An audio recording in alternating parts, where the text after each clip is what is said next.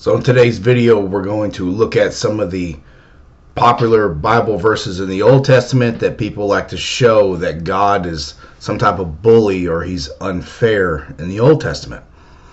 And we're going to examine this real quick. And we're going to look at Exodus 9:12. And it reads, "But the Lord hardened Pharaoh's heart, and he did not listen to them, just as the Lord had spoken to Moses." And it also talks about the Lord hardening the Pharaoh's heart in the earlier chapters. But this is the most popular one that people like to use.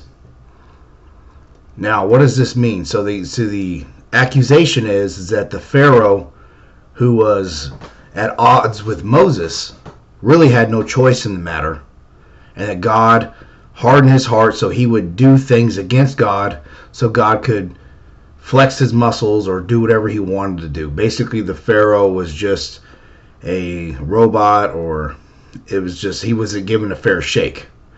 And this would mean that God is mean, or he's a bully, or he's some type of tyrant, and it would, correlate with their observation. But when we read the Bible, you have to read it completely, right? So the pharaohs, Egypt, they have been enslaving for over 400 years at this point. This was a lineage of forced slavery. Forced slavery. And we read in Exodus 1:16, "When you serve as a midwife to the Hebrew women," and this is the Pharaoh speaking, "and see them in the birth stool, if it is a son, you shall kill him. But if it is a daughter, she shall live." So they can produce more babies, so you have more slaves. And here's the thing. The Pharaoh was not a godly man. Neither was this culture. Neither was this setup of government, how they enslaved people. None of this was godly by any stretch of the imagination.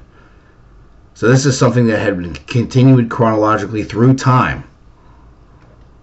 So it's not, you can't read this story just like, hey, the Pharaoh's just, hanging out by the pyramids, and all of a sudden he's just going to get confronted by Moses.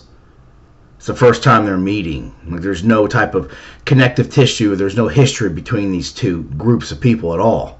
That's a silly way to look at it, and it's not the historical way to look at it. But what God does do, and we read this in the New Testament as well, is he turns people over to their sin. And this is what God is doing. He gives people what you want. And we're going to go over some Bible verses here in a second about turning you over to your sin. So when you read Exodus all the way through, there's multiple times where the Pharaoh himself is hardening his heart. And then God shows a miracle, does a miracle through Moses, and still doesn't affect the Pharaoh. He hardened his own heart. So then God hardened his heart again. Multiple times. So he doesn't harden his heart completely each time. He goes along with the Pharaoh as the Pharaoh continues to make free will decisions and decide to be hostile to the God of Israel. And eventually, he does harden his heart and turns him over to his sin, which is what God promises he'll do. Because isn't that what heaven is and hell is? Is that God's not going to force someone to spend eternity with him if you don't want to spend your living life on earth with him. Then why would he force you to spend eternity with him? He's going to give you what you want. You don't want to be in his presence? Bingo, here's hell. That's the absence of God. That's what he does.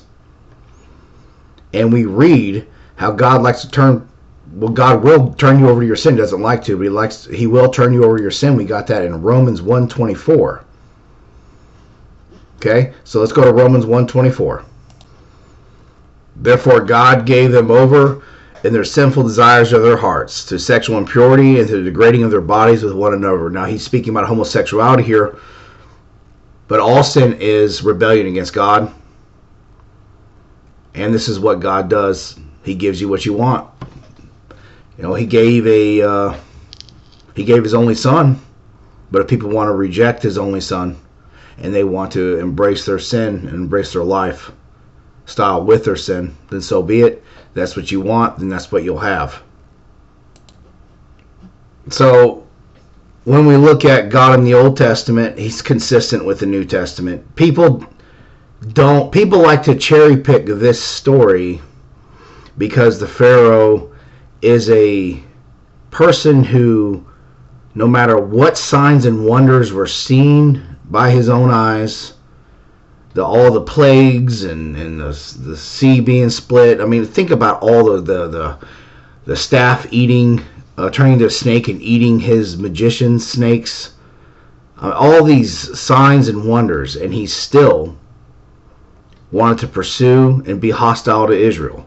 Still wanted to be hostile to the God of Israel. People like this story that are hostile against God because it's kind of like who they are. No matter what, if you want to ignore God and ignore the signs and ignore all the things that he's doing to try to get you to pay attention and try to change your life and try to submit to him and to come under the blood of his son, if you're going to want to fight all those urges, then he's going to harden your heart. He's going to give you what you want. So, nice try, but you have to read the Bible in its entirety, and you have to understand the historical context. The book of Exodus literally means exiting out. Okay, so there's obviously, even the name of the book has a historical reference to what was going on historically at this time. Long history between these groups of people. And just to frame it as if it's just him chilling out by the Sphinx and Moses walking up and starting crap is not how it goes. You gotta read all of it, and it starts off on Exodus 1 about killing all the sons. I mean, to kill off a prophet. Come on. This isn't hard. Thank you for listening. God bless you.